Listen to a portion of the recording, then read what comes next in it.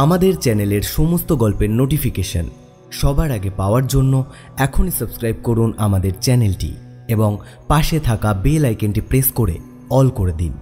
Horrible উইকেন্ডে আজ আপনাদের জন্য বুদ্ধদেব বসুর লেখা গল্প দিনে দুপুরে।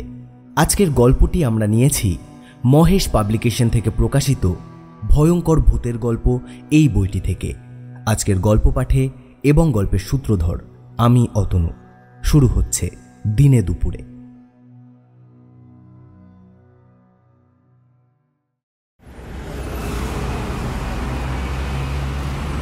হাজরা রোডের মোড়ে ট্রামের জন্য দাঁড়িয়ে আছি। বেলা দুপুর। বালিগঞ্জের ট্রাম আর আসে না। এদিকে ভাদ্র মাসের রোদ্দুর পিঠে চড়চড় করে ফুটছে আলপিনের মতো। ওই এতক্ষণে কালীঘাটের পুল থেকে আস্তে আস্তে নামতে দেখা যাচ্ছে শ্রীযুক্ত ট্রামকে। এমন সময় রাস্তা পার হয়ে ছোট্ট একটি মেয়ে আমার কাছে এসে দাঁড়ালো। বলল, আপনি কি ডাক্তার? ভাবতেই পারিনি মেয়েটি আমাকে কিছু বলছে, তাই কথাটা শুনেও গ্রাহ্য করলাম না। কিন্তু পর মুহূর্তেই মেয়েটি সোজা আমারই মুখের দিকে তাকিয়ে বলল, এই যে দেখুন, আপনি কি ডাক্তার? খুব অবাক হলাম, একটু যেন খুশিও। কি করে বুঝলে? ওই যে আপনার পকেটে বুক দেখার যন্ত্র, দেখুন না, আমার মার বড় অসুখ। আপনি কি একবার একটু দেখে যাবেন? মেয়েটি এমনভাবে কথাটা বলল যেন এটা মোটেও অদ্ভুত কি অসাধারণ কিছু নয়। আমি তো কি বলবো ভেবে পাচ্ছি না। এদিকে ট্রাম এসে গেছে। একটা ট্রাম ফসকালে এই দারুণ রোদ্দুরে আবার হয়তো 15 মিনিটের ধাক্কা। মেয়েটি ভাঙা ভাঙা গলায় কাতরভাবে বলল, চলুন না, যাবেন? ওসব কথায় কান না দিয়ে ট্রামে উঠে পড়ায় বুদ্ধিমানের কাজ হতো সন্দেহ নেই। কিন্তু কেমন দোটানার মধ্যে পড়ে গিয়ে পা বাড়াতেই পারলাম না।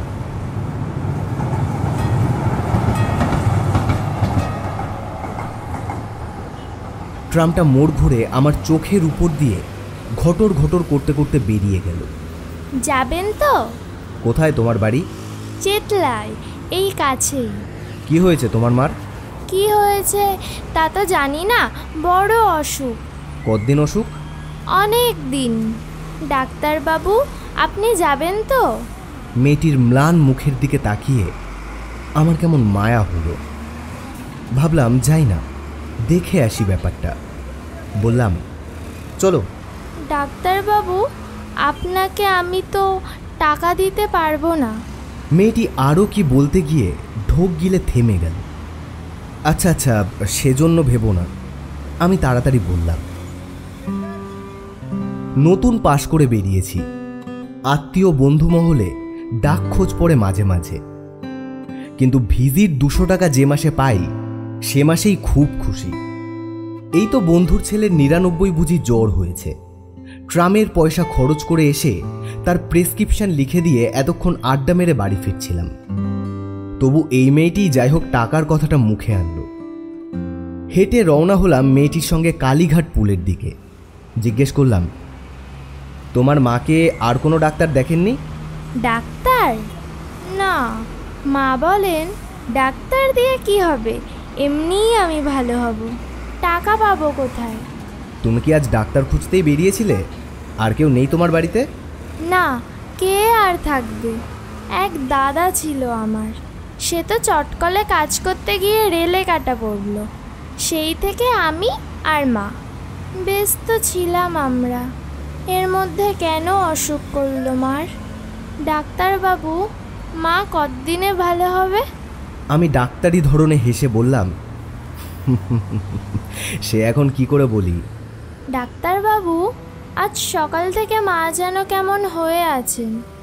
একবার চোখ মেলে তাকাননি। দেখুন, বাড়ি থেকে আমি বেরিয়ে এত দূর ছুটতে ছুটতে এসেছি।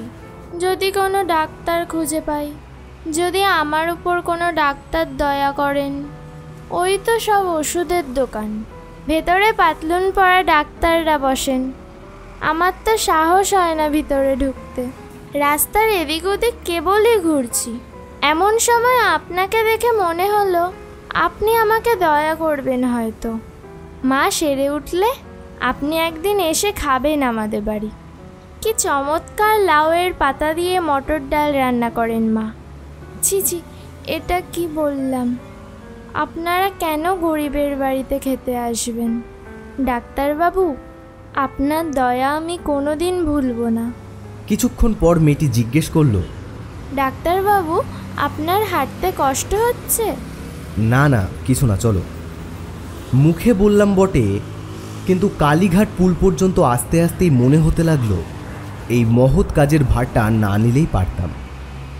এমন কত গরিব দুঃখী আছে বিনা চিকিৎসায় ধুঁকতে ধুঁকতে মরছে। না খেয়ে তাদের সবার উপকার করতে গেলে নিজেরই। যাই হোক, পুল থেকে নেমে জিজ্ঞেস করলাম, আর কত দূর? আমার প্রশ্নে নিতান্ত ব্যাকুল হয়ে মেয়েটি বলল, এই তো আর একটুখানি। আমার পয়সা নেই, তাহলে নিশ্চয়ই আপনাকে গাড়ি করে নিয়ে যেতাম। উফ, কত কষ্ট হলো আপনার। বাহ, এইটুকু হাঁটতে পারবো না? অনেক গলিঘুজি পেরিয়ে শেষ পর্যন্ত এসে পৌঁছালাম। কলকাতার এ অঞ্চলে কোনোদিন আসিনি। সত্যি বলতে জায়গাটা ঠিক কলকাতাই নয়, একেবারেই পাড়াগা। পুকুর, বন জঙ্গল, কিছু পাকা বাড়ি, কিছু বা খড়ের ঘর। একটা অতি জীর্ণ শ্যাওলা ধরা খসে পড়া একতলা পাকা বাড়ির সামনে মেয়েটি এসে বলল, এই তো চলে এসেছি। ভিতরে ঢুকে দেখি মেঝের ওপর মলিন বিছানায় একজন স্ত্রীলোক নিঃসাড় হয়ে শুয়ে। চোখ তার আধো বোজা, খানিক পরপর নিঃশ্বাস পড়ছে জোরে জোরে। মেয়েটি তার কানের কাছে মুখ নিয়ে ডাকল, মা, মা। কোনো জবাব এলো না। মা, তোমার জন্য ডাক্তার নিয়ে এসেছি, দেখো। মা, এই ডাক্তারবাবু তোমাকে ভালো করে দেবেন। চোখ দুটো একবার পলকের জন্য খুলেই আবার বুজে এলো। একখানা হাত বুঝিয়ে একটু ওঠবার চেষ্টা করল। অস্ফুট একটু আওয়াজ হয়তো বেরোলো গলা দিয়ে। মেয়েটি বলল, ডাক্তারবাবু, ভালো করে দেখুন তো, মাকে আজই ভালো করে দিন। কিছু দেখবার ছিল না, আর একটু পরেই নাভিশ্বাস শুরু হবে। তবু আমরা সবসময় একবার শেষ চেষ্টা করে থাকি। তাড়াতাড়ি বললাম, তুমি একটু বসো, আমি আসছি। মেয়েটি বলল, ডাক্তারবাবু, আপনি আবার আসবেন তো? আমার মা ভালো হবেন তো? এক্ষুনি আসছি ওষুধ নিয়ে, বলে আমি বেরিয়ে গেলাম।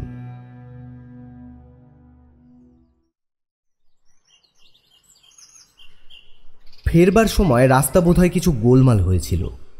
একটু ঘুরপথে এসে সেই বাড়ির সামনে দাঁড়ালাম। রোদ্দুরে ছুটোছুটি করে তখন আমি কানে পি পি আওয়াজ শুনছি, কিন্তু ডাক্তারের নিজের স্বাস্থ্যের কথা ভাববার তখন সময় নয়। ভিতরে ঢুকতে গিয়ে যেন পা সরছিল না। কে জানে গিয়ে কি দেখব।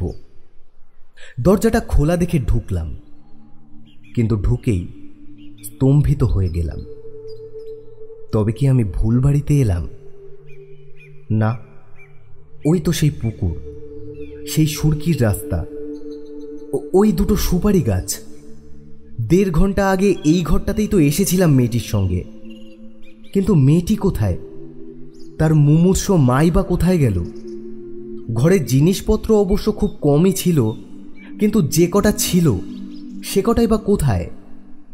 তবে কি ওর মা এর মধ্যেই মারা গেল, আর ওর মাকে নিয়ে চলে গেল কেওড়াতলাতে? এত অল্প সময়ের মধ্যে কি করে তা হতে পারে? ঘরে কিছু জিনিসপত্র ছিল, একটা লণ্ঠন, 2-1টা থালা বাটি, সেগুলো। আস্তে আস্তে আমি বাইরে এসে দাঁড়ালাম। তবে কি সমস্ত জিনিসটাই আমার চোখের ভুল, মনের ভুল? এই রোদ্দুরে কি আমার মাথা খারাপ হয়ে গেল? এই তো আমি ঠিক দাঁড়িয়ে, আমার পকেটে ইঞ্জেকশন, সব ঠিকঠাক আছে। নাকি আমি ভুল পথে ভুল বাড়িতে এসে উপস্থিত হয়েছি? ফ্যাল ফ্যাল করে তাকিয়ে আছি। মাথার ওপরে যে আগুন ঝরছে সেই খেয়ালও নেই। চারিদিক ছবির মতো চুপচাপ। হঠাৎ দেখি একটি আধবয়সী লোক আমার পাশে এসে দাঁড়িয়েছে। কোনোখানে কেউ ছিল না। লোকটা হঠাৎ মাটি ফুঁড়ে এলো নাকি? তার দিকে তাকাতেই সে বলল, কি মশাই, বাড়িখানা কিনবেন নাকি? আপনার বাড়ি বুঝি? লোকটা ঠোঁট উল্টিয়ে বলল, হ্যাঁ, আইনত আমারই। কপালে দুর্ভোগ থাকলে খণ্ডা বেঁকে কোথাকার এক বিধবা পিসি, জন্মে দুবার চোখে দেখিনি মশাই। সংসারে কেউ কোনোখানে নেই। আইনের প্যাচে ঘুরতে ঘুরতে বাড়িখানা এসে পড়ল সেই আমারই ঘরে। আর বলেন কেন, এমন কপাল নিয়েও আসে মানুষ। পিসে টেসলেন 30 বছরে, 20 বছরের ছেলেটা রেলে কাটা বলল। পিসি যখন শখে গেলেন ভাবলাম ভালোই হলো, একটা মেয়ে ছিল। হঠাৎ থেমে গিয়ে অন্যরকম সুরে লোকটা বলল, ওসব লোকের কথায় কান দেবেন না মশাই, একদম বাজে কথা। আমি কথা বলার জন্য হা করলাম, কিন্তু আমার গলা দিয়ে আর আওয়াজ বেরোবার আগেই লোকটা বলে চলল, ওই তো 1 ফোঁটা 12 বছরের মেয়ে, তা মাটা যেদিন অক্কা পেল পরদিনও দিব্যি কড়িকাঠ থেকে ঝুলে পড়ল। একখানায় শাড়ি ছিল পরনে, সেটা দিয়েই কর্ম সারল। কি ডিপো মেয়ে মশাই ভাবুন তো। থাকলে আমরা একটা বিয়ে টিয়ে দিয়ে দিতাম।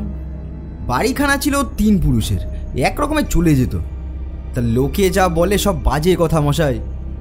ভূত না হাতি? আপনি তো এডুকেটেড লোক, আপনি বলুন ওসব কথায় কি কান দিতে আছে? নিতে চান তো খুব সস্তায় ছাড়তে পারি, সব শুদ্ধ 5,000 টাকা। আচ্ছা হরে ধরে ওই 4,000ই দেবেন যান। জলের দরে পাচ্ছেন, জমিটুকু তো রইলই, আপনি ইচ্ছে মতন বাড়ি তৈরি করে নেবেন। অতি ক্ষীণ স্বরে আমি জিজ্ঞেস করলাম, কতদিনের কথা এটা? কোনটা? এই পিসির? তা বছর 2 হবে। পিসির জন্য কোনো ভাবনা ছিল না মশাই। মেয়েটার জন্য বাড়িটার এমন বদনাম হয়েছে যে কেউ ভাড়া নেয় না। এদিকে ট্যাক্সও তো গুনতে হচ্ছে সে আমাকে। কি বিপদে পড়েছি, গিলতেও পারি না, উগরাতেও পারি না। আমি গরিব মানুষ, আমার উপরে এই জুলুম কেন?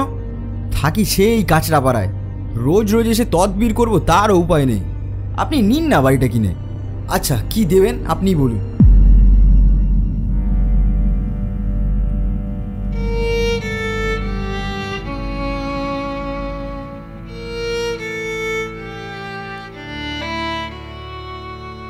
আমি আর কোনো উত্তর দিতে পারলাম না। মেয়েটির ঝুলন্ত দেহ যেন আমার 2 চোখের সামনে দেখতে পেলাম। সে যেন আমার দিকে তাকিয়ে পরিহাস করছে আর বারবার বলে চলেছে, ডাক্তারবাবু, আপনি আপনি আসতে এত কেন দেরি করলেন? আমার মাকে তো ওরা নিয়ে চলে গেল, আর আর কোনোদিনও মাকে আমি দেখতে পাবো না। কেন কেন বাঁচাতে পারলেন না? এবার আমি কি করব এবার আমি? আপনি যে অনেক দেরি করে ফেললেন ডাক্তারবাবু, অনেক দেরি করে ফেললেন।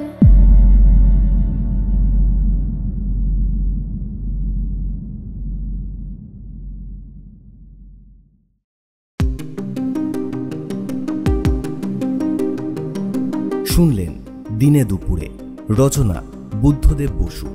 আধবয়সী লোকের চরিত্রে সায়ন, বাচ্চা মেয়ে দেবস্মিতা এবং গল্প পাঠে Atanu. Editing and sound design Atanu. Poster design Bibhuti Biswas. আমরা আবার ফিরে আসব নতুন কোনো গল্প নিয়ে। ততক্ষণ ভালো থাকুন, সুস্থ থাকুন আর শুনতে থাকুন হরিবল উইকেন্ড।